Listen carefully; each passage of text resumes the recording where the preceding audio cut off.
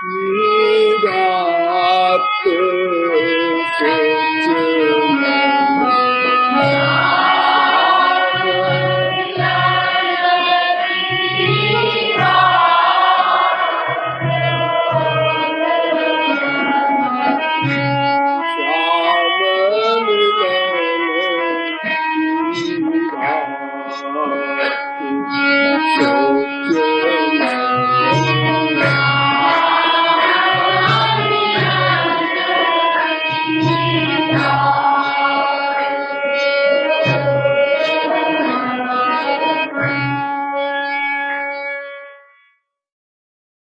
एक तत्ववेत्ता अपने मन से कहता है, अरे मन, श्याम मिलन की बात सोच। विश्व का प्रत्येक जीव अनादिकाल से प्रत्येक क्षण कुछ न कुछ करता चला आया है। यह उसका नेचर है। और किसी भी कर्म के करने के पूर्व सोचना कंपलसरी। बिना सोचे कोई वर्क नहीं हो सकता।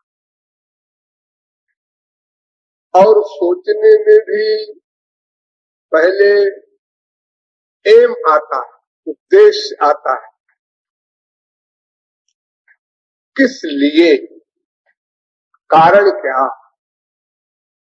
हम कोई काम करें क्यों। फिर अवान्तर अनेक प्रश्न आते हैं, उनका समाधान होता है। ये सब सोचना कहलाता है। तब कोई कर्म प्रारंभ किया जाता है। पहले सोचना, फिर उसके बाद कर्म। अब बीच में बहुत से और भी क्लासेस हैं, हम मोटी मोटी बात बता रहे हैं। वैसे जैसे किसी को घड़ा बनाना है तो बहुत सी अपेक्षित वस्तुएं चाहिए, जैसे घड़ा बनाने वाला, घड़ा बनाने का सामान, घड़ा बनाने का ज्ञान, फिर घड़ा बनाने की इच्छा, फिर घड़ा बनाने का संकल्प, फिर घड़ा बनाने की चेष्टा, फिर घड़ा बनाने की क्रिया, फिर घड़ा बना। इतनी चीजें इकट्ठी हो तो एक मिट्टी का घड़ा बनता है। इसी प्रकार हम जितने भी कर्म करते हैं उन सब में इतने मैटर चाहिए। कोई कर्म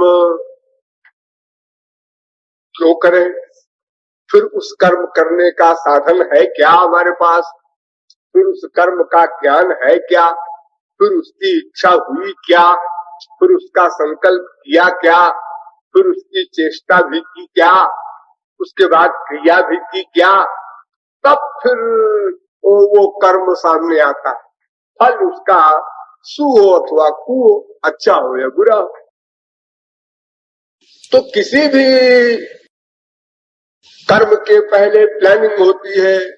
जनसाधारण के मस्तिष्क की बात है, ये कोई बड़ी सूक्ष्म बात नहीं। अर्थात पहले सोचना, फिर कर्म। यह है हमारा अभ्यास अनादिकाल का है। और ये भी निर्विवाद सिद्ध विषय है कि हमारा एक ही उद्देश्य है, अनंत आनंद की उपलब्धि, ईश्वरीय सुख, दिव्य सुख। तो ये सिद्ध हो गया कि अनादिकाल से हम दिव्य सुख के लिए ही सोचते चले आ रहे हैं और फिर तन्निमित्त प्रयत्न भी करते चले आ रहे हैं और प्रत्येक क्षण करते चले आ रहे हैं और अनादिकाल से करते चले आ रहे हैं। कभी प्रारंभ नहीं। वैसे तो सभी जीव कर्म करते हैं, किंतु यहां प्रमुख संकेत मानव देह वाले जीव से है, क्योंकि यह सब विचार जो हम करने जा रहे हैं ये और किसी योनि में नहीं हो सकते। मानव शरीर में ही तत्व विचार अथवा कोई ऐसी बारीक बात, सूक्ष्म बात होती। कर्म तो सभी करते हैं, पशु पक्षी कीट पतंग भी कर्म करते हैं, उनकी भी अपनी प्लानिंग होती है, किंतु एक तो उनके कर्म भोग मात्र है, उनका कोई फल नहीं मिलता। ध्यान दीजिए इस पॉइंट पर। पशु पक्षी कीट पतंग आदि के कर्मों का उनको फल नहीं भोगना पड़ता, वे सब भोग योनियां हैं। आप कहेंगे तो बड़ा अच्छा है, हम लोग तो बड़े कोटे में हैं, हम लोगों का घाटा है कि हम लोग जो भी कर्म करें उसका फल भोगना पड़ेगा, और पशु पक्षी कीट पतंग जो कर्म करें उनको फल नहीं भोगना पड़ेगा, क्योंकि वे भोग योनियां हैं। कर्म योनि मनुष्य ही है, भी नहीं। यहां तक कि आप जिनकी पूजा करते हैं वे देवता, वे देवियां, वे भी भोग योनि के अंतर्गत हैं, वे भी स्वतंत्र रूप से पुरुषार्थ नहीं कर सकते।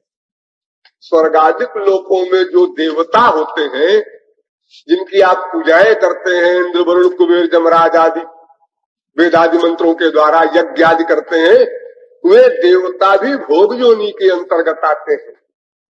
यानी कर्म तो वे भी करते हैं। अरे जब पशु पक्षी कीट पतंग कर्म करते हैं तो देवता क्यों न करेंगे, किंतु उनका कर्म स्वतंत्र नहीं, परतंत्र है। अर्थात वे पुरुषार्थ के द्वारा ऐसा कर्म नहीं कर सकते कि अपने अनंत जन्म की पिछले संचित कर्म को भस्म कर दे अथवा भविष्य के अनंत काल को बना ले। एक कमाई नाम की चीज, पुरुषार्थ नाम का तत्व उनके साथ नहीं रह सकता, इसलिए वे सब भोग योनि के अंतर्गत आते हैं। तो केवल मानव शरीर ही ऐसा है जहां हम वास्तव में कर्म करते हैं, कर सकते हैं। इसलिए यहाँ जो तत्व मीमांसा की जा रही है कि मानव देह से संबद्ध की जा रही है।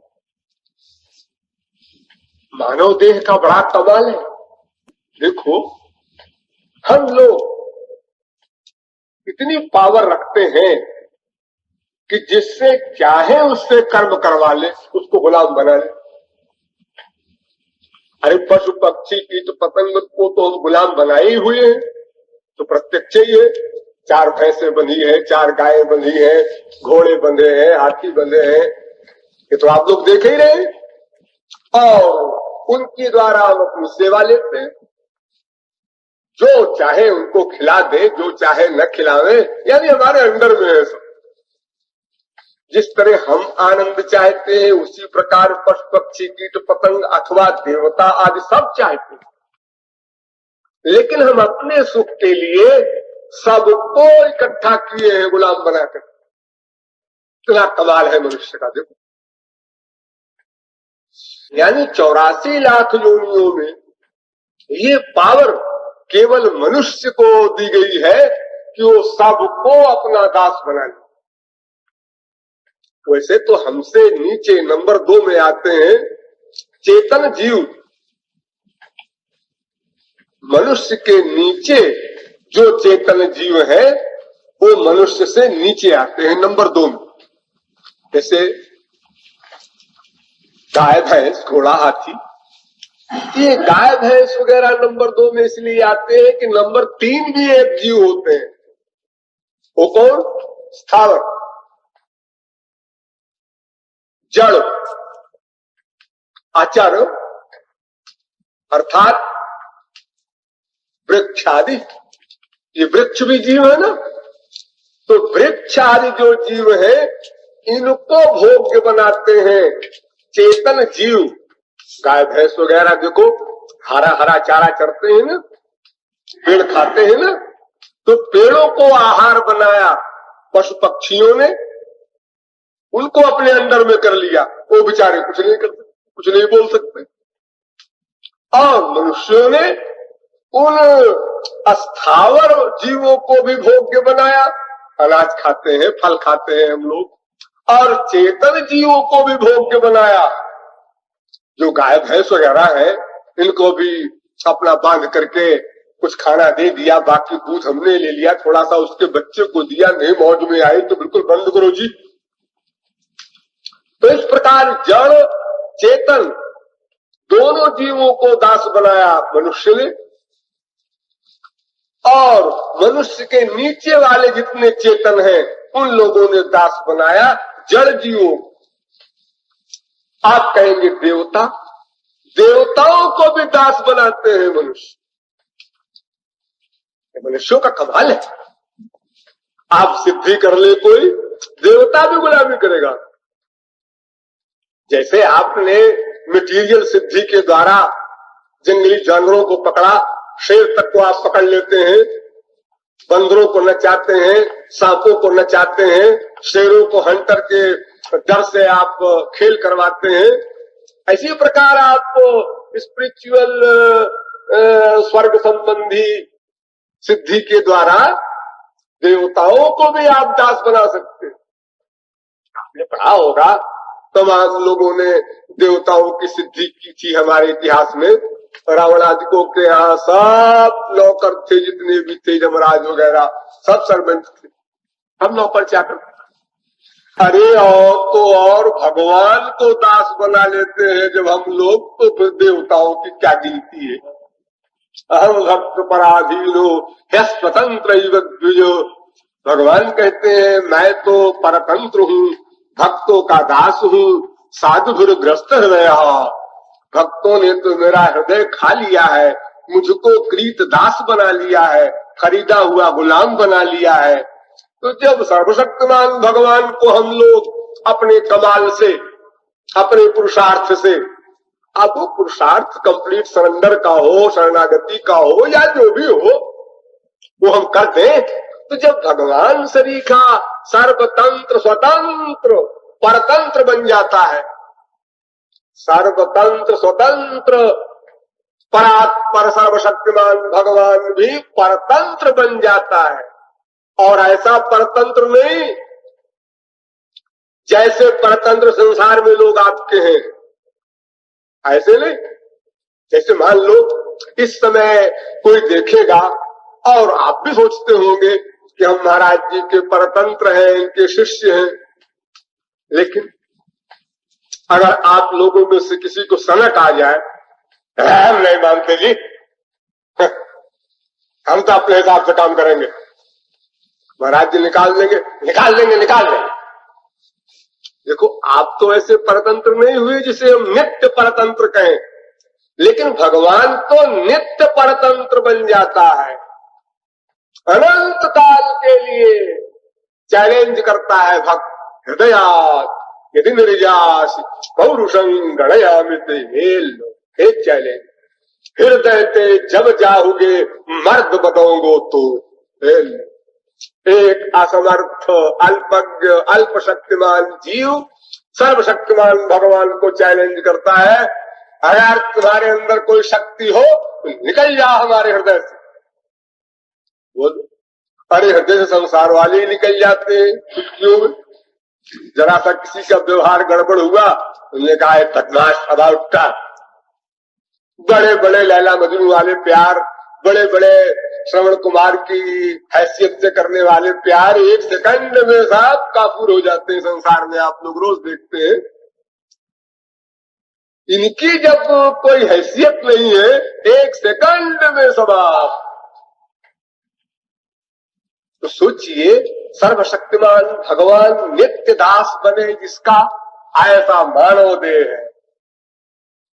अब आप लोग कहें जी हमारे तो नहीं बने, ठीक है आपके नहीं बने, तो कोई आदमी एक भैंस भी न पाले तो कह दे हमारी तो साफ भैंस भी गुलाम नहीं बनी है, तो अपनी अपनी बात है।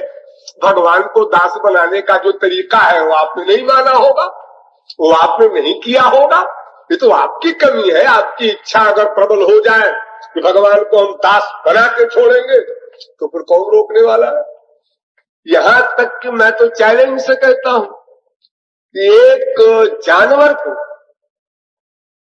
दास बनाना बहुत कठिन है, भगवान को दास बनाना बिल्कुल कठिन नहीं।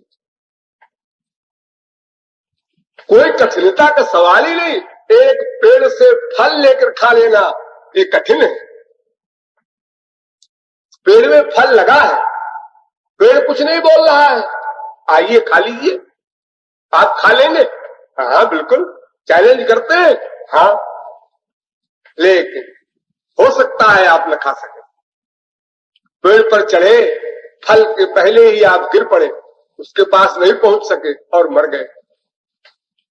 फल को गिराने के लिए आपने कोई साधन अपनाया, फिर भी आप नहीं खा सके। 50 व्यवधान हो सकते हैं। अरे लोग चाय का कप उठाते हैं, मुंह तक आता है, क्या हुआ, हार्ट फेल हो गया। कोई चैलेंज नहीं कर सकता, इस फल को हम खा कर ही मानेंगे। लेकिन भगवत प्राप्ति में तो कोई मेहनत है ही नहीं। उसमें तो न हाथ उठाना है, न दांत से चबाना है, न गले में हलक में उसको उतारना है, कुछ परिश्रम नहीं। हाँ, तो अब आप समझ गए होंगे कि मनुष्य देह में यह वैलक्षण्य है कि शेष सभी मायाधीन योनियों के जीवों को और मायाधीश तक को भी अपने अंदर में कर लेता है, क्योंकि उसे कर्म करने का अधिकार प्राप्त है। कर्म करने में स्वतंत्र है। बस यही एक ऐसा इंपॉर्टेंट पॉइंट है कि अगर इस पर आप लोग कभी विचार कर ले गहराई से, तो फिर आप लोग जितना समझते हैं वो समझना व्यर्थ न जाए। आप लोगों ने जो कुछ समझा है किसी के द्वारा जबरदस्ती, जैसे किसी को कोई जबरदस्ती दवा पिलाता है, ऐसे ही जबरदस्ती आपके मस्तिष्क में एक एक ज्ञान को हजार हजार बार जिसने भरा है, जितना ज्ञान आपके पास है, यदि आप एक ज्ञान इसको भी दृढ़ कर ले, मानव देह का महत्व, तो सारा ज्ञान आपके काम में आ जाए, नेचुरल आ जाए। आपको कोई चीज बढ़िया से बढ़िया मिले और आपको केवल एक ज्ञान न हो कि ये जो चीज मिली है ये किसी भी क्षण छिन सकती है, तो फिर आप कभी फूलेंगे नहीं, कभी लापरवाह नहीं होंगे। ये जो चीज मिली है, देखो आपके शहरों में दंगा फसाद होता है, लूट मार होती है, तो जब कोई लूटने वाला किसी चीज को लूटता है तो लूट कर फौरन भागता है, और भाग कर गली और कोने और अनेक प्रकार के टेढ़े मेढ़े रास्तों से उस सामान को ऐसी जगह सुरक्षित रखता है जहां और कोई देखे न, जाने न। वो ऐसा नहीं करता कि लूट कर खड़ा सड़क के ऊपर, तो हमारा हो गया, हमारे हाथ में है तो हमारा हो गया। और ये नहीं, पुलिस आएगी, अभी पिटाई भी करेगी, सामान भी छीनेगी और जेल भी होगा। जल्दी भागो, खड़े न रहो एक सेकंड भी, सामान लेकर भागो। देखो मूर्ख तस्कर भी, डाकू भी ये बात जानता है, लेकिन हम लोग ज्ञान भी हमारे पास है, हाँ कर लेंगे। ये कर लेंगे वाली बात जो हमारे मस्तिष्क में बार बार आती है, कर लेंगे, समझते तो सब ही है, बड़ी भगवत कृपा है, गुरु कृपा है। जो लाखों वर्ष में पढ़कर न समझ सकते वो हमारे भाग्य थे, या भगवत कृपा जो कुछ कह लो, वो बात सब बन गई, हमको कोई मिल गया, समझा दिया, समझ में आ भी गई। ऐसा भी नहीं कि जबरदस्ती मान रहे हैं, बुद्धि भी कह रही है हाँ बिल्कुल ठीक है, बात तो बिल्कुल ठीक है, और करना पड़ेगा हम ही को, ये भी ठीक है, और करना चाहिए ये भी ठीक है, लेकिन कर लेंगे। ये जो कर लेंगे वाली बात आपके मस्तिष्क में बार बार आती है और करने नहीं देती है, उधार करवा देती है, ये इसीलिए कि आपने ताबिस पीठी मनहु तनु पायो। तुलसीदास ने लिखा मैंने पत्रिका में, अरे मूर्ख मनुष्य, तूने क्या समझ रखा है इस शरीर को, ये कोई स्टाम्प है क्या? अरे ये शरीर जो तुझे मिला है, चाहे वो तुरंत का पैदा हुआ हो, चाहे किशोर अवस्था का हो, चाहे युवावस्था का हो, चाहे बुढ़ापे का हो, ये सब क्षणभंगुर है, एक क्षण में समाप्त हो सकता है, इसमें क्रम नहीं है। अरे अभी तो साहब क्या देखा है, 25 साल के यही है, जब हम भी 50 के होंगे तो साहब दिन रात जुट जाएंगे। बात सब क्या गई है, कोई नॉलेज तो कहीं से लाना नहीं है हमको, सामान सब तैयार है, भी तैयार है, लेकिन वो 50 साल वाली बात पर भी ध्यान दो। आपके गुरु ने या शास्त्र वेद ने ये नहीं समझाया कि 50 साल तक आप पहुंचेंगे, क्या कंपलसरी? और अगर 25 साल की उम्र में आपने 50 साल का बहाना बना लिया, तो 50 साल की उम्र में 75 का बहाना बना लेंगे, फिर 75 साल की उम्र में 100 का बहाना बना लेंगे। तो वो समय कब आएगा जब आपके मस्तिष्क में यह ज्ञान उत्पन्न होगा, नहीं कल करना है ऐसा भी नहीं, अगले घंटे में करना है ऐसा भी नहीं, इमीडिएटली अभी करना। अब करना है ये सोचना भी बंद करो, करो करो करो। ये करना है जो हम सोचते हैं, ये तो तभी तक सोचते हैं जब तक करने की निश्चयात्मिका बुद्धि न हो जाए, जब तक इतनी तगड़ी भूख न हो जाए कि हम करने लग जाएं, तब तक हमको ये सोचना पड़ेगा बार बार, करना है करना है, अभी करना है, अभी करना है, अभी करना है। सोचते सोचते सोचते सोचते फिर अभी करना है ये सोचना भी बंद, फिर करना प्रारंभ हो गया, फिर करना बंद। जैसे आप लोग ब्रह्मभोज में बैठते हैं, दावत में बैठते हैं, रोटी लाओ, दाल लाओ, चावल लाओ, पूड़ी लाओ, कचौड़ी लाओ, खीर लाओ, सब सामान आ गया, देख लिया आपने, आ गया आ गया, अब ये लाओ लाओ लाओ लाओ, आ गया आ गया आ गया, खाओ खाओ खाओ, खाने जा रहे हैं खाने जा रहे हैं, जो मुंह में डाला चुप, अब बोलना बंद, सब खाने लगे, 500 आदमी 1000 आदमी, कोई बोल नहीं रहा है, ये अभी सब बोल रहे थे। अरे इसलिए बोल रहे थे खाना आया नहीं था, अरे हमको लाइए साहब, ये हमको साहब रख जाइए, हमारे लिए साहब रसगुल्ला रख जाइए हमारे लिए, सब हल्ला गुल्ला मचा रहे थे। अब खाना शुरू हो गया, अब कोई नहीं बोले, अब तो जब खा चुकेंगे तब फिर बोलना शुरू हो, और वो भी बड़े आराम से बोलेंगे, उस व्याकुलता से नहीं बोलेंगे, हाँ भाई खाना बड़ा अच्छा बना, वाह पिछला है। तो जितने भी हमारे कर्म संबंधी विषय हैं, ये भोग के समय समाप्त हो जाएगा। तो अगर हम इस बात का निश्चय मस्तिष्क में बना ले, हमें अब करना ही है, तो फिर ये सोचना भी बंद हो जाएगा, करना शुरू हो जाएगा। तो करना शुरू हुआ, ये सोचने का एंड। उसके पहले का सोचना अगर करना शुरू नहीं हुआ तो अभी गड़बड़ है, अभी सोचने की मात्रा में गड़बड़ी है, उसमें आपको फेथ कम है, डिसीजन आपका अभी कम है, कमजोर है। ये डिसीजन पक्का हो जाएगा तो फिर करना है सोचना बंद हो जाएगा, करना प्रारंभ हो जाएगा। तो अभी तो सोचने में हम ढील दिए हुए हैं, फिर बार बार सोचने के बाद तो करना प्रारंभ होगा। और सोचने में ढील क्यों दिए हैं?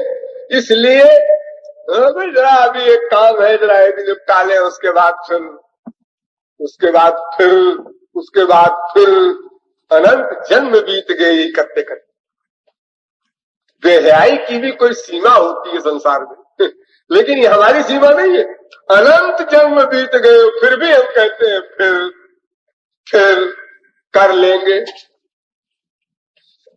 तो इस प्रकार अगर मानव देह का महत्व हमारी बुद्धि में किसी समय धस जाए, ऐसा स्वर्णिम अवसर आ जाए, तो फिर आगे पाने में कोई परिश्रम नहीं, सब बात बन जाए। तो हमारा ज्ञान जो काम में नहीं आ रहा है, उसका मेन और सबसे बड़ा रीजन यही है कि हमने मानव देह का महत्व नहीं समझा। मानव देह के महत्व में दो बात समझनी। एक बात तो हमने समझा, दूसरी नहीं समझी। दो बात कौन सी? एक बात तो ये, जैसा मैंने अभी आपको बताया कि 84 लाख योनियों में सर्वोत्कृष्ट योनि है, क्योंकि ये सबको भोग्य बना लेती है और यहां तक कि ये अपने इष्ट देव को भी अपना भोग्य बना लेता है। इतना सब चमत्कार इस मानव देह में है। नरक स्वर्ग अपवर्ग निसेनी, ज्ञान विराग भक्ति सुख देनी। तो इस बात को तो हम लोगों ने समझा। अरे हमसे कोई पूछे भाई आपका शरीर क्या है, कैसा है, जरा इस बारे में आप कुछ कह सकते हैं? हाँ जी साहब, बहुत बोल सकते हैं इस बारे में। तो अरे साहब, मानव देह की क्या बात है, 84 लाख योनियों में सर्वश्रेष्ठ है, क्योंकि इसी शरीर में पुरुषार्थ किया जा सकता है। देवता भी पुरुषार्थ नहीं कर सकते बेचारे, तो पशु पक्षी की पतंगा भी क्या करेंगे। और सर्वशक्तिमान भगवान को भी आसक्त बनाकर अपने अधीन कर सकता है मनुष्य, किया है लोगों ने। ये सारी शक्तियां हैं हमारे अंदर। हाँ साहब, तो ठीक है, तो आप समझते हैं। हाँ, एक बात दूसरी नहीं समझते आप। क्या? ऐसा महत्वपूर्ण शरीर या ऐसी निधि जो आपको मिली है, वो कब छिन जाए इसका कुछ पता नहीं। एक सेकंड पहले भी वार्निंग नहीं होगी। संसार में एक मामूली सर्वेंट को भी कोई सर्विस से निकालता है तो पहले नोटिस दिया जाता है, तुम्हें सर्विस से क्यों न निकाल दिया जाए, कारण बताओ नोटिस। फिर बेचारा जवाब देगा, उसका जवाब फिट नहीं बैठेगा सरकार की दृष्टि में, तब वो निकालने की स्कीम बनेगी। लेकिन यहां ऐसा नहीं होता। देखो भाई, तुम्हें अगले सेकंड में शरीर छोड़ना है, तो सब्जी कुछ न कुछ चमत्कार दिखा दे एक सेकंड में। अरे यही कम से कम राधे राधे ही बोल दे, कुछ तो बात बनी जाए। लेकिन कोई चांस, कोई न्यूज नहीं, कहीं आइडिया नहीं। वो बीमार चला जा रहा है 6 महीने से, डॉक्टर कहते हैं मर जाएगा। कब? अरे ऐसे 2 महीने, 4 महीने, 6 महीने में। अरे भाई ठीक ठीक बताओ। ठीक ठीक, हम लोग नहीं जानते। तो हम तो जानते हैं ना। हाँ भाई, अमुक व्यक्ति देखो मरा मेरे सामने, वो मरा, वो मरी, वो लड़का मरा, वो युवती मरी, वो युवक मरा, वो बूढ़ा मरा। हम लोग देख रहे हैं ना। हाँ देख रहे हैं। एक बूढ़े व्यक्ति के सामने कितने उसके ही खानदान के जूनियर मर चुके, वो जिसे देखा आंखों से। उसका बेटा मरा, पोता मरा, नाती मरा, अनेक प्रकार के और उसके प्रियजन मरे जो उससे जूनियर थे। सबको देख रहा है बूढ़ा। हाँ जी, उसमें जब 25 साल का था तो मेरा एक भाई था, वो मर गया छोटा। मैं जब 30 साल का हुआ तो मेरा एक लड़का मर गया। मैं 35 साल का हुआ तो मेरी एक बहन मर गई। सबसे बड़े हो तुम। हाँ, तुम अभी तक बैठे हो? जी हाँ, सब मर गए, मैं बैठा। तो तुमने अपने लिए क्या सोचा? जी यही तो मुश्किल है। अगर हम अपने लिए सोच लिए होते तब तो एक क्षण का भी समय, इस पॉइंट पर ध्यान दो, एक क्षण का भी समय ईश्वर चिंतन से पृथक न होते। एक क्षण का, 1/100 क्षण का भी, कोई भी समय की लिमिट कायम कर दो, किसी भी लिमिट के समय को हम बर्बाद न करते। तो हम लोगों ने इस दूसरी बात पर ध्यान नहीं दिया कि मानव देह क्षणभंगुर है, बिना बताए किसी भी क्षण छिन सकता है और फिर कुछ बात नहीं बन सकती। हमारी संसार संबंधी सारी प्लानिंग सब समाप्त, अरे भाई तो हमने तो सोचा था कि भाई कल चलेंगे वहां तो साधना करेंगे तो फिर करेंगे, यही गड़बड़ हो गया तो पहले गड़बड़ हो गया, वहां पहुंच ही नहीं पाए। हाँ, नहीं पहुंच पाए। अब की साधना में खूब साधना करेंगे, मौन रहेंगे और खूब रूप ध्यान करेंगे। अच्छा है, ठीक है, बड़ी कृपा है। लेकिन ये बताओ कि तुम जब घर में रहते हो तो वहां क्यों भूल जाते हो कि ये भगवान और गुरु यहाँ भी मेरे साथ है? फिर चोरी क्यों करते हो? अरे भाई, जब मानव देह नश्वर है तो क्या पता तुम्हें ये साधना 1 महीने वाली अगले साल मिले न मिले, तो तुम बीच का टाइम साल भर क्यों खराब करते रहते हो इतनी लापरवाही से? अरे प्रतिक्षण न काम में लो तो भी कुछ क्षण तो काम में लो। तो मानव देह क्षणभंगुर है, इस विषय पर हम लोग गंभीरता पूर्वक विचार नहीं करते और सब बातों पर विचार करते हैं। सारी प्लानिंग मटेरियल स्पिरिचुअल सब चल रही है, स्पिरिचुअल भी चलती है। ऐसा नहीं है कि साधकों से मैं ऐसी आशा करता हूं कि स्पिरिचुअल प्लानिंग करते ही नहीं, करते हैं आप लोग वो भी, लेकिन सब प्लानिंग भी रह जाएगी, क्रिया भी तो होनी चाहिए ना। उसके लिए जो उधारी का रोग हमारे मस्तिष्क में है, उसका रीजन यही है कि हमने इस मानव देह की क्षणभंगुरता पर कोई गंभीर विचार नहीं किया, इसलिए लापरवाही हमारी बढ़ती जा रही। अगर हम मानव देह की क्षणभंगुरता पर विचार गंभीरता से कर लेते तो जितनी गंभीरता से विचार करते उतने ही इस मानव देह के प्रत्येक क्षण को काम में लेते, प्रत्येक क्षण। अरे मोटी एग्जाम्पल देखो, जुलाई में बच्चों के नाम लिखे जाते हैं, लेकिन उनको समय की लिमिट का पता है। अरे अप्रैल में इम्तिहान होगा। देखो, अप्रैल बहुत दूर तो नहीं है, साल भर भी नहीं है। माना कि तुम्हारा इम्तिहान कल नहीं हो जाएगा, अप्रैल में होगा, ठीक है, ये पक्का है, पक्का है। लेकिन मान लो कि तुम अभी कुछ भी नहीं पढ़ते हो और अगले 3 महीने 6 महीने बाद तुम बीमार हो जाते हो, तो फिर तुम पढ़ नहीं सकते हो। नहीं, तो ठीक है, तो देखा जाएगा जो कुछ होगा। लेकिन ये तो आम बात है कि भाई अभी पढ़ाई नहीं हो सकती है, अभी क्या पढ़ना। देखो, कोई बच्चा पढ़ता है, बेवकूफी की सिद्धांत बात है ये, छात्र लोगों की साथ वैसे पढ़ना शुरू कर दीजिए, ये क्या बात है? 2 महीना जब रहता है तो हम लोग पढ़ते हैं। हमारे बच्चों का एक कायदा, रिजल्ट खराब हो तो उससे क्या तो भोगना पड़ेगा उसका फल, किसको भोगना पड़ेगा? सबको भोगना पड़ेगा, हमको भोगना पड़ेगा। लेकिन जुलाई से हम लोग नहीं पढ़े।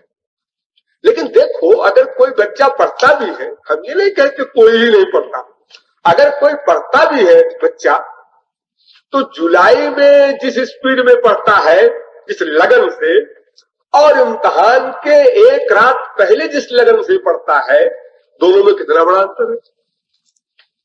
कल इम्तिहान है, आज जब पुस्तक को उठाता है तो जो मैटर देखता है वो चुपचाप कर लेता है। यहां तक कि जिस चीज को उसने कभी नहीं पढ़ा, केवल इम्तिहान की रात को पढ़ा और वो इम्तिहान में आ गया, धर दिया उठाकर, पूरा का पूरा पास हो गया फर्स्ट में। क्यों जी? ये कैचिंग पावर आप में कहां से आ गई आज रात को? ये कैचिंग पावर कहां गई थी जुलाई में? जुलाई में साहब ऐसा था कि ये ख्याल था ना कि अप्रैल में इम्तिहान होगा, तो किताब सामने थी, पढ़ते भी थे और रेडियो में सुनते थे कि सपना खोटी में थे बीच बीच में इत्यादि। जो हमारी खोपड़ी में लापरवाही थी, इस कारण हमारी कैचिंग पावर वीक थी। अब हमारी वो ग्रहण करने की शक्ति, धारणा शक्ति इतनी हो गई है कि हम एकदम, अरे रातें भर तो है, अरे 3 घंटा रह गए भाई, अब 2 घंटे रह गए भाई, अरे अब तो उनको तैयारी करना है, जरा थोड़ा पढ़ना पढ़ लो। क्या स्पीड होती है उस समय और क्या कैचिंग पावर होती है उस समय।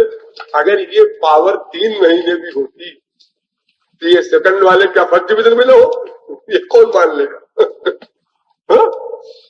अगर हम ये लापरवाही का सिद्धांत रखते हैं कि भाई 25 साल तो कम से कम अभी जिएंगे ही, तो देखो उसी प्रकार हमारी साधना होगी जैसे जुलाई में पढ़ने वाले की होती।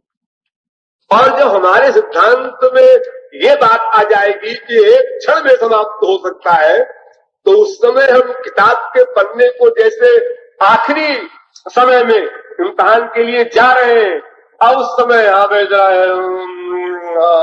चले उस समय जैसे हम दत्त चित्त होकर के पढ़ते हैं और उसको ग्रहण करते हैं, ऐसी साधना हम करें तो केवल समय की बात। समय का सूचक यंत्र इतना बलवान होता है कि वो इतना बड़ा परिवर्तन कर देता है जिससे मनुष्य सोच नहीं सकता। चाहे भय का हो, चाहे हर्ष का हो, किसी भी क्षेत्र का हो, तो हम लोग इन दोनों बातों पर विचार करें। एक तो मानव देह का महत्व, ये भगवत कृपा, ये हमारे संस्कार, दोनों बात समझ लीजिए। क्योंकि मनुष्य के शरीर के मिलन में दोनों रीजन बताया है शास्त्रों में। जैसे काबहु ककारी करुणा नर देहि देत ईश बिनु हेतु सनेही, यानी भगवत कृपा से मानव दे दिया। बड़े भाग्य मानुष तनु पावा, सुर दुर्लभ सद ग्रंथन गावा। इतनी नींद बलवान हो तो खड़ी होकर सुनो, अभी हम क्या समझा रहे हैं, समय का महत्व समझो। तो देखो, बड़े भाग्य और कबहू ककारी करुणा नर देहि, यानी है स्पेशल मामला। या तो भगवत कृपा से मिली तो भी बड़ी बात है, या बड़े भाग्य छोटे भाग्य में। मुझे उस समय बड़ा आश्चर्य होता है। युधिष्ठिर से एक सवाल किया था, 60 सवालों में एक सवाल था कि मैं आश्चर्यम, सबसे बड़ा आश्चर्य क्या है, तुम धर्मराज हो, बताओ। तो उन्होंने उत्तर दिया था, अहन्य भूतानि गच्छन्ति हिमालयम। डेली प्रतिक्षण जीव हिमालय को जा रहे हैं, मर रहे हैं, लेकिन बचे हुए इस शरीर की क्षण भंगुरता पर विचार नहीं कर रहे हैं। वे अपने को समझते हैं हमारा तो अभी बहुत लंबा हिसाब है, आज वो चल बसा, आज तो उसको छुट्टी मिली, हमें तो अभी बहुत कुछ करना है। अच्छा जी तुम्हारे पास ये ईश्वर के यहां से नोटिस आया है, बड़े निश्चिंत बैठे हो, हा? तो उन्होंने कहा कि सबसे बड़ा आश्चर्य, लेकिन कृपालु की दृष्टि से ये उत्तर भी उतना अच्छा नहीं। मैं तो एक आश्चर्य और मानता हूं जो इससे भी बड़ा आश्चर्य है। आश्चर्य को भी आश्चर्य में डाल देने वाला आश्चर्य क्या? हमारे संसार में प्रायः सभी लोग, अब कहीं कोई एक उदाहरण हो छोड़ दो, लेकिन सभी मायाधीन मनुष्य 1 बार 2 बार 10 बार 50 बार 100 बार 1000 बार लाख बार ये सोचते हैं मेरे भाग्य की क्या खराब है। अब आगे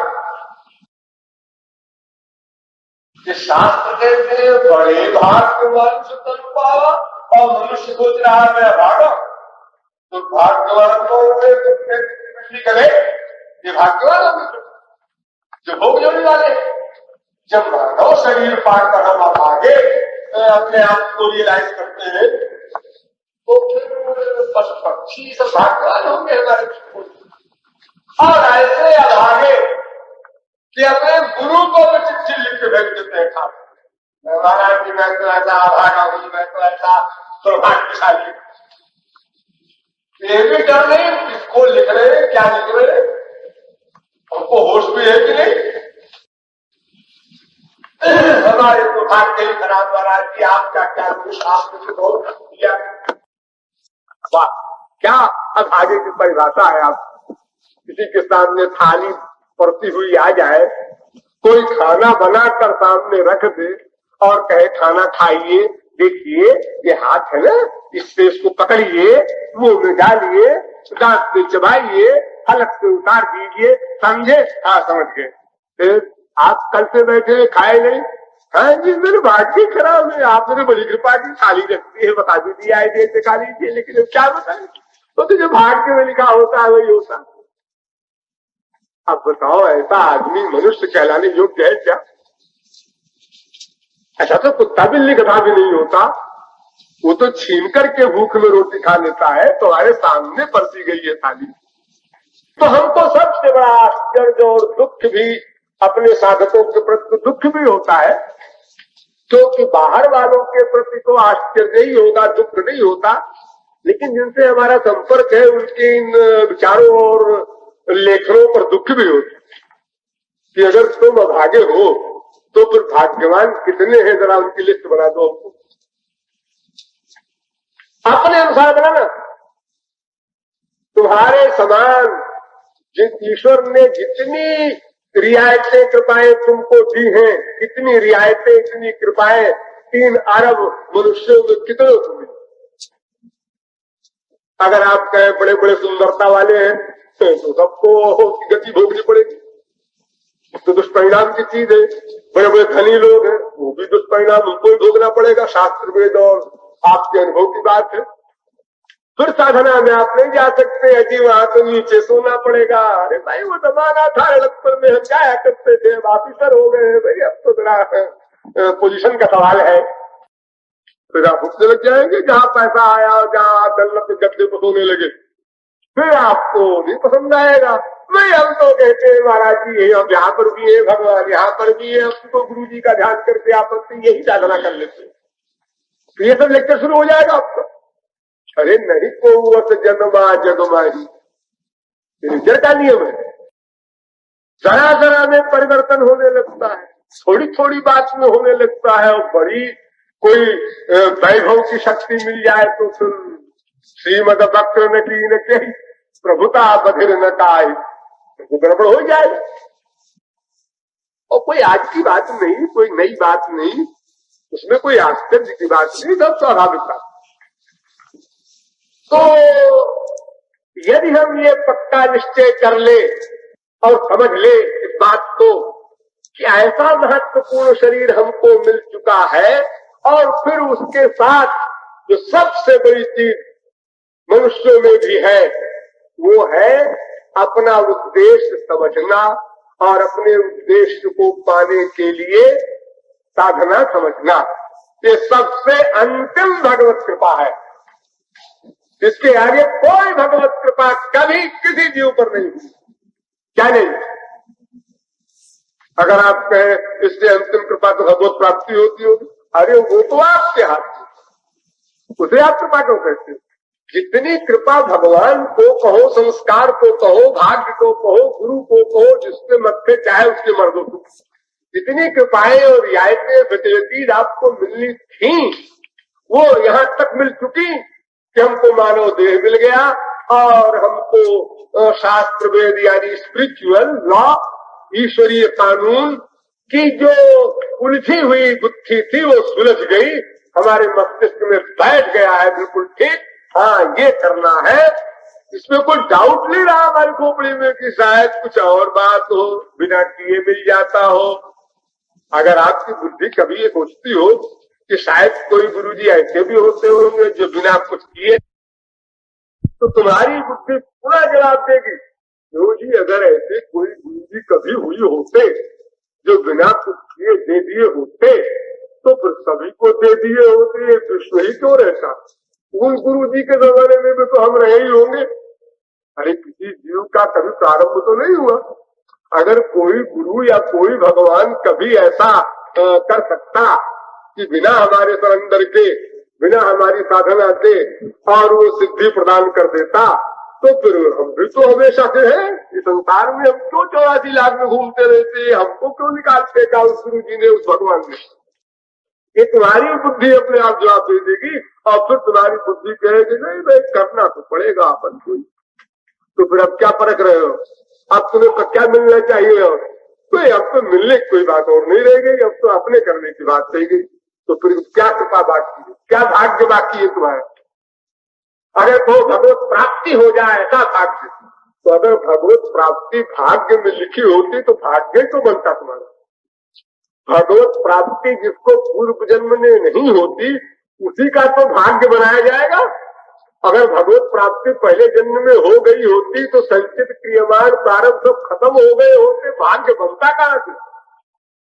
भाग्य का निर्माण तो कर्म बंधन में होता है ना। जो कर्म चिंतन हो गया, कर्म का जब अत्यंता भाव हो गया तो संचित भस्म हो गया और क्रियमाण अब तुम्हारा कर्म बनेगा ही नहीं, प्रारब्ध भोग के समाप्त हो गया, तो मरने के बाद फिर भाग्य का निर्माण कैसे होगा? सौभाग्य हो चाहे दुर्भाग्य हो, कोई नहीं रह सकता। बात तो यह है कि भगवान और महापुरुष दोनों अभागे हैं। सच्चा अर्थ वहां घटित होता है। अभागे माने भाग्य रहित। एक अभाग्य होता है, एक दुर्भाग्य होता है, एक सौभाग्य होता है। सौभाग्य माने अच्छा भाग्य, वो भी बंधन में रहेगा, माया के अंदर में है। और दुर्भाग्य बुरा भाग्य, वो तो माया के अंदर में है ही है। और एक अभाग्य जिसके भाग्य हो ही ना बिल्कुल, तो बिना भाग्य वाला तो एक भगवान है और एक महापुरुष है, क्योंकि उसने भी भगवत प्राप्ति करके और भाग्य क्या बही खाता सब समाप्त कर दिया। छुट्टी मिली उसको भी, जो लिखा पढ़ा था वो भी खत्म, पिछला भी माफ, और अगला आपको लिखा ही नहीं जाएगा उसका। और जो इस जन्म के लिए कंपलसरी है प्रारब्ध भोग, वो भी भोग भाग के सब समाप्त हो जाएगा। इस प्रकार से उसको छुट्टी मिली।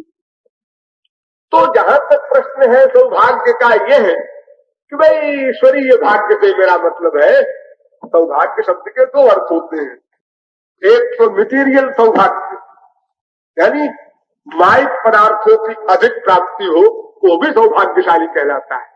अरे साहब 10 पेड़ के बच्चे और 10 कोठियां, 10 कारें और 10 लाख बैंक, ये संसार का सौभाग्य है। सब लोग कहेंगे अरे साहब इनके सब कुछ है, पति है, बीवी है, बेटा है, बाप है, माँ है, धन है, प्रतिष्ठा है, रूप है, स्वास्थ्य है, हाँ सब कुछ भगवान जिसको देता है सब कुछ देता है। और जिसका छीनता है सब कुछ छीनता है। इसका बाप भी मर गया, माँ भी मर गई, धन भी लुट गया, सब बर्बाद हो गया। लेकिन आपको पता है जिसका सांसारिक दुर्भाग्य होता है वही ईश्वर की ओर चलता है। तो सांसारिक दुर्भाग्यशाली को ही सौभाग्यशाली कहने का पहला दर्जा मिलता है। अब उसके बाद वास्तविक भाग्यशाली तो वो हुआ जो ईश्वरीय तत्व को जान ले, यानी ईश्वर क्या है, हम क्या है, हमारा क्या संबंध है, ईश्वर कैसे मिलेगा, हमें क्या करना होगा, कैसे करना होगा, ये सब बात बात का ज्ञान जिसको हो जाए वो साधना जगत में, माइक जगत में और ईश्वरीय भाग्य के दृष्टिकोण से सर्वोपरि हो गया। अब इसके आगे कोई भाग्य और नहीं हो सकता। यानी वो अनंत जीवों में भी सर्वोच्च 3 अरब आदमियों में भी वो इन्हें गिने लोगों में उसका नाम आ गया। 3 अरब आदमियों में भी इन्हें गिने लोगों में उसका नाम आया है, कुछ हजार में आया है उसका नाम। तो भाई 3 अरब में कितने आदमी विश्वास के साथ ये जानते हैं हाँ ईश्वर ऐसे मिलेगा, और मिलेगा, हम आज चाहे मिल सकता है, जो भी चाहे मिल सकता है, हमारी मक्कारी। ये बात फेंक के साथ जानने मानने वाले लोग कितने, उनमें स्थान है हमारा। हम अपने को कहे हमारे भाग्य फूट गए, ये मुझे सबसे बड़े आश्चर्य की बात है। एकदम जैसे कोई आदमी अपने बाप को, माँ को, बेटे को, कोठी को न पहचाने अचानक, और उसको देख करके घर वाले भौचक्के रह जाए। भौचक्के शब्द उसके लिए उपयुक्त है। क्या कह रहा है? हमसे पूछता है तुम कौन हो, अपने बाप से कहता है तुम कौन हो, क्या हो गया? माँ से कहता है तू कौन है, क्या हो गया तुम्हें? और गड़बड़ हो गया। ऐसे आश्चर्य होता है कि ये अपने को अभागा सोचता है, कहता है और अपने गुरु को ही लिखने को तैयार बैठा है।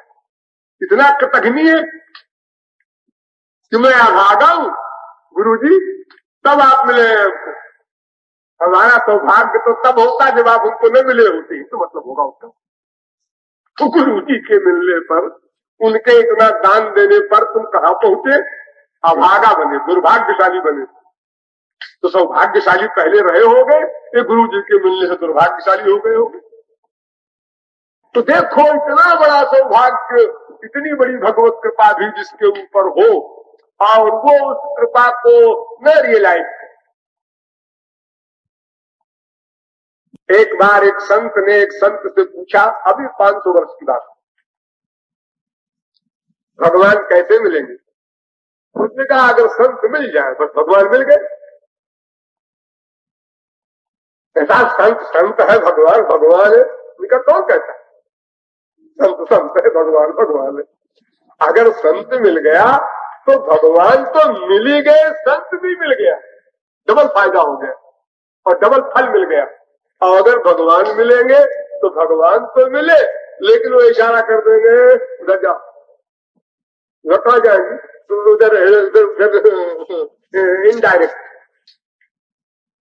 उधर जाओ, डायरेक्ट मेरे से संबंध तुमसे हो सकता, गुरु के पास जाओ।